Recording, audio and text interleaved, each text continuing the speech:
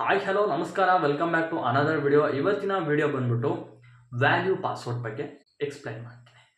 ಅದಕ್ಕಿಂತ ಮುಂಚೆ ಯಾರೇ ಸಬ್ಸ್ಕ್ರೈಬ್ ಮಾಡ್ಕೊಂಡಿಲ್ಲ ಸಬ್ಸ್ಕ್ರೈಬ್ ಮಾಡ್ಕೊಳ್ಳಿ, ಬೆಲ್ ಐಕನ್ ಕೂಡ ಕ್ಲಿಕ್ ಮಾಡ್ಬೋದು, ಲೈಕ್ ಕೂಡ ಮಾಡಿ, ಕಮೆಂಟ್ ಮಾಡಿ.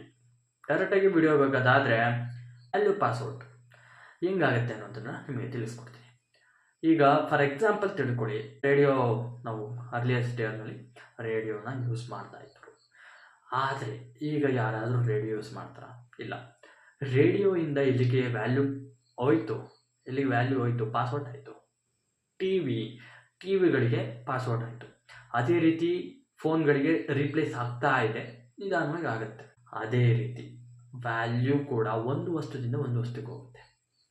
ಫಾರ್ ಎಕ್ಸಾಂಪಲ್, ಅದು ನೈಜ ಘಟನೆ ಎಕ್ಸಾಂಪಲ್ ತಗೊಳ್ಳಿ. ಕೊಟಕ್ ಅಂತ ಒಂದು ಕಂಪ್ನಿ ಇತ್ತು. ಆ Kodak company black and white photo ಕ್ಯಾಮ್ರಾವನ್ನು ಮ್ಯಾನುಫ್ಯಾಕ್ಚರ್ ಮಾಡ್ತಾ ಇತ್ತು. 1980 80ಸಲ್ಲಿ ಒಂದು ಅಂದರೆ ಕಲರ್ ಕ್ಯಾಮ್ರಾಗಳು ಇನ್ವೆಂಟ್ ಆಗಿದ್ವು, ಅಂದರೆ ಅಪ್ಡೇಟ್ ಆಯಿತು. ಹಿಂಗೆ ಟೆಕ್ನಾಲಜೀಸ್ ಬರ್ತವೆ. ಅದೇ ರೀತಿ ಅಲ್ಲಿ ಅವಾಗ ಆ 80ಸಲ್ಲಿ ಬಂತು. ಬಟ್ ಕೊಟಕ್ ಕಂಪನಿ ದೊಡ್ಡ ಬಿಗ್ ಕಂಪ್ನಿ ಆಗಿದ್ರು ಕೂಡ ಅವರು ಅಪ್ಡೇಟ್ ಮಾಡ್ಕೊಳ್ಳಿಲ್ಲ.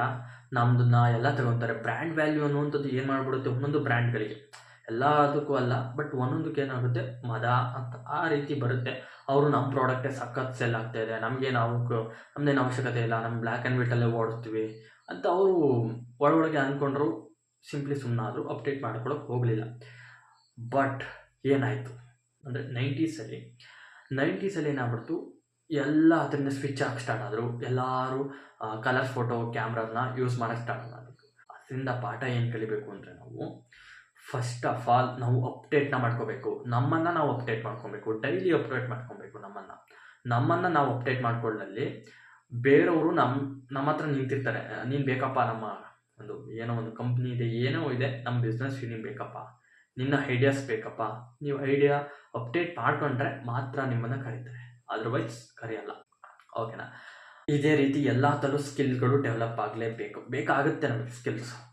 ಅಂದರೆ ಈಗ ಗೂಗಲ್ ಕಂಪ್ನಿಯವರು ಸುಂದರ ಪಿಚೈ ಒಂದು ಮಾತು ಹೇಳ್ತಾರೆ, 25% ಆಫ್ ಕೋಡನ್ನು ಒಂದು AI ಬರಿತಾ ಇದೆ.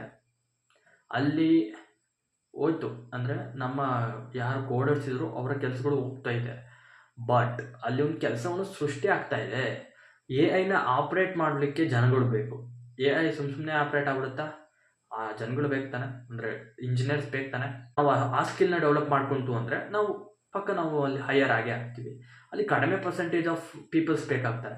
ಈಗ ಯಾವುದೇ IT ಕಂಪ್ನಿ ತಗೊಳ್ಳಿ, ನೀವು IT ಕಂಪ್ನಿಲಿ ಮೋಸ್ಟ್ ಎಕ್ಸ್ಪೆನ್ಸಿವ್ ಆಗ್ತಾ ಇರೋದು ಇಂಜಿನಿಯರ್ಸ್, ಕೋಡರ್ಸ್ ಎಲ್ಲ ಎಕ್ಸ್ಪೆನ್ಸಿವ್. ಎಂಪ್ಲಾಯೀಸೇ ಎಕ್ಸ್ಪೆನ್ಸಿವ್. ಅಲ್ಲಿ ಅವ್ರಿಗೆ ಇನ್ನೆಲ್ಲೂ ಖರ್ಚಿರಲ್ಲ. ಒಂದು ಲ್ಯಾಪ್ಟಾಪ್ ಕೊಟ್ಬಿಟ್ರೆ ನೀವು ಕೆಲಸ ಮಾಡಿಬಿಡ್ತೀರಾ. ಒಂದು ಲ್ಯಾಪ್ಟಾಪ್ ಅಷ್ಟೇ ಅವರಿಗೆ.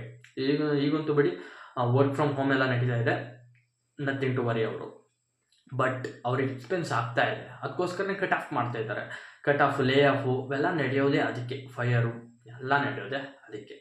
ಅದಕ್ಕೋಸ್ಕರ ನಾವು ನಮ್ಮ ಸ್ಕಿಲ್ನನ್ನು ಅಪ್ಡೇಟ್ ಮಾಡಿಕೊಂಡ್ರೆ ಅವರು ನಮ್ಮನ್ನು ಕೇಳಕ್ಕೆ ಬರೋಲ್ಲ, ಆಯಿತಾ?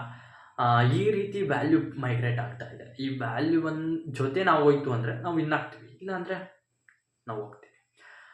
ಈಗ ನೋಕಿಯಾ ತಗೊಳ್ಳಿ. ನೋಕಿಯಾ ಏನು ಮಾಡ್ತು, ಹಾರ್ಡ್ವೇರ್ ಕಂಪ್ನಿ ಹಾರ್ಡ್ವೇರ್ ಬಗ್ಗೆನೇ ಅವರು ಜಾಸ್ತಿ ಫೋಕಸ್ ಮಾಡ್ತಾ ಹೋದ್ರು.